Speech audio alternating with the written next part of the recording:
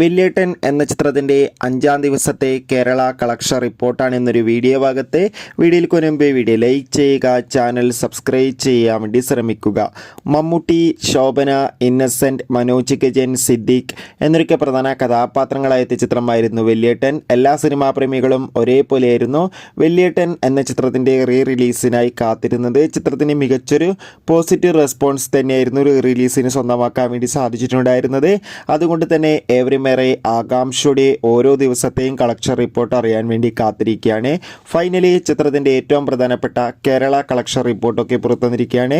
5-ാം ദിവസമായി ഇന്നും ചിത്രത്തിന് അത്യാവശ്യം ബുക്കിംഗ് നടക്കുന്നതുകൊണ്ട് തന്നെ കേരളത്തിൽ നിന്ന് മാത്രം ഏകദേശം 10 ലക്ഷത്തിൻ്റെ അടുത്ത് കളക്ഷൻ നേടിയെടുക്കാൻ വേണ്ടി സാധിക്കുമെന്നാണ് ട്രാക്കിംഗ് റിപ്പോർട്ടുകൾ സൂചിപ്പിക്കുന്നത്.